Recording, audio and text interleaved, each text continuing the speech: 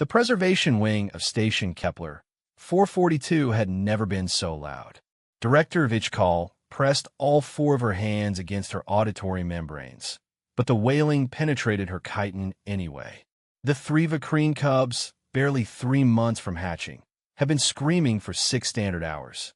Their species was critically endangered, down to fewer than 800 individuals across the galaxy, and these three represented the first successful clutch born in captivity in 2 decades. And now they wouldn't stop crying. The thermal regulators are optimal, reported Dr. Sesek, his scales flushing orange with stress.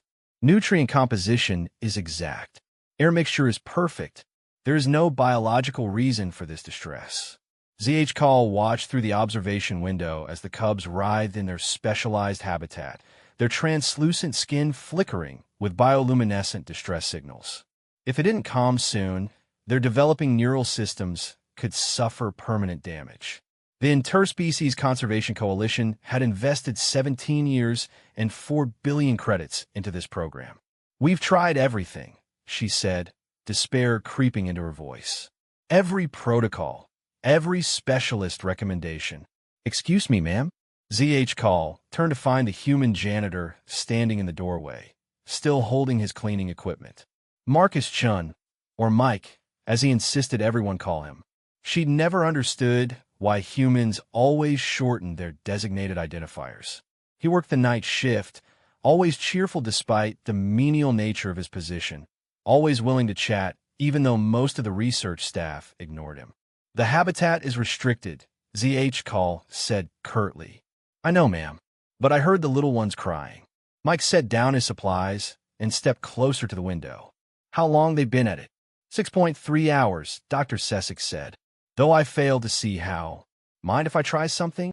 HFY's primary hands gestured helplessly. "We've exhausted every scientific approach. Unless you have xenopediatric training, I'm unaware of." "No, ma'am, but I raised 4 kids of my own." Mike was already moving toward the habitat's access port. "And my sister's twins when she was deployed. And sometimes you gotta just trust your gut." Before HFY could protest, Mike had cycled through the airlock. She watched, frozen, as the human approached the 3 writhing cubs. Their cries intensified momentarily at the unfamiliar presence. Then Mike did something extraordinary. He began to hum. The sound was low, rhythmic, utterly unscientific. Mike gathered the first cub into his arms, carefully supporting its delicate spine the way he'd apparently observed through the window, and began to rock. Back and forth, the ancient human motion, older than space travel, older than civilization itself. The cub's wailing stuttered, stopped. Mike's humming continued as he adjusted his grip, cradling the small alien against his chest. The cub's bioluminescence shifted from distressed red to curious amber.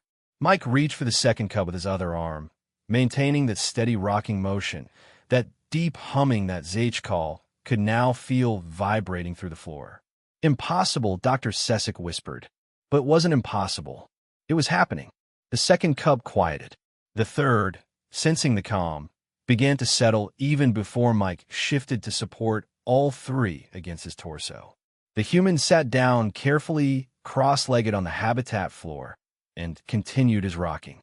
His humming evolved into something melodic, a song, HFY realized. Probably something humans sang to their own young. "What is he doing?" Dr. Sesek asked. HFY watched the 3 cubs, 3 irreplaceable lives, 3 hopes for an entire species, sleeping peacefully against the human's chest. Mike's eyes had closed, his rocking motion automatic, instinctive. "Something his species has been doing for about 300,000 years, she said quietly. "Long before they reach for the stars, they learned to comfort their crying children in the dark." She made a note in her log to request Marcus Chun as permanent staff for the preservation wing. Some things, apparently, couldn't be taught through formal education. Some things were just human,